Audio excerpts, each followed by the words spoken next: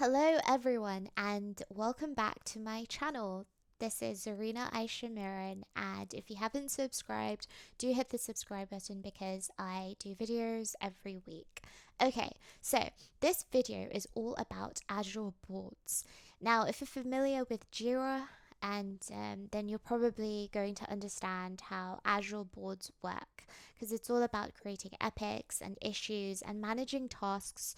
So, if you have a project where you're creating a cloud landing zone or performing a migration or anything else really related to the cloud, then you would want to manage the tasks within your team in a better way, really, in an efficient manner. And Azure Boards is one way that you can achieve this.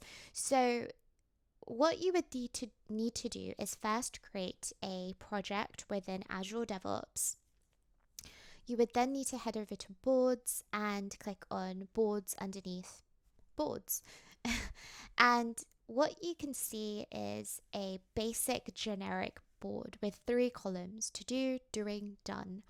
And obviously, if you were to look at this, you would think, there are some columns missing.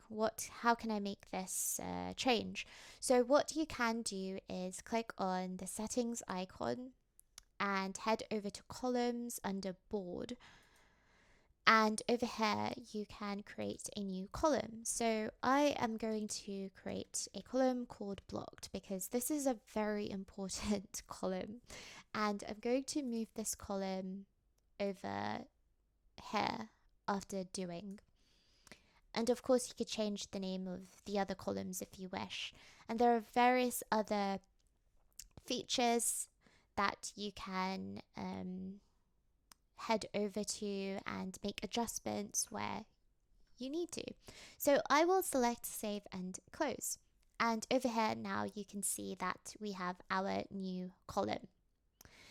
So the next step would be to create maybe an epic or an issue. So to create an epic, you would just go onto new item, and over here I will just create one that says, it's just an example really.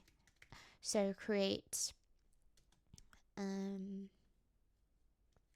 to proof of concept, Azure web apps for wave 1. I'm really just making anything up. It doesn't really even make sense, but yeah, we have an epic here. So what you could do is click on that epic and add issues. So an issue could be to create the IAC. Create IAC for Azure Web Apps.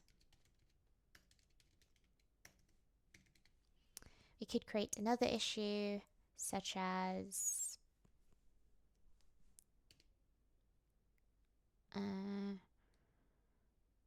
run tests. I'm really just making up anything up.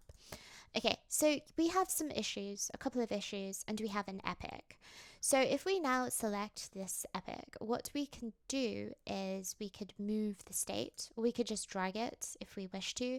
We can add in a description, and we really need a description. I hope you guys are creating very good descriptions for your epics, just to make life easier for everyone else. And what you can also do is assign a priority, the start date, the target date, and add some comments.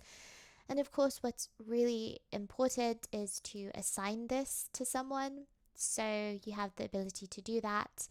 And you could see the issues that are linked to this particular epic. You can add some groovy attachments over here.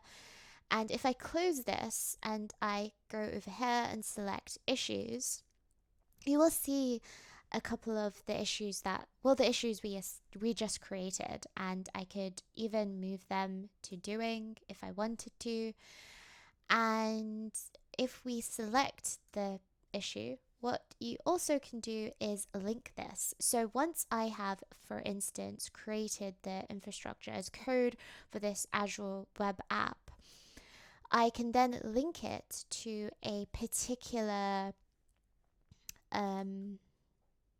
branch, so a particular repository and a particular branch within that repository, so that someone can see that this ticket has actually been completed once it has been completed. And all you would then do is move the stage, save and close. And another thing is, if you want to follow the ticket or follow the ticket somebody else is working on for updates, you can also do that too. So this is a really quick video around the basics, although to be fair, Azure Boards does it, it's not that intense. But then again, that could just be my opinion. But yeah, this is just a quick video on how Azure Boards work. I hope this video was useful. If so, please like, subscribe, and leave your comments down below. Okay.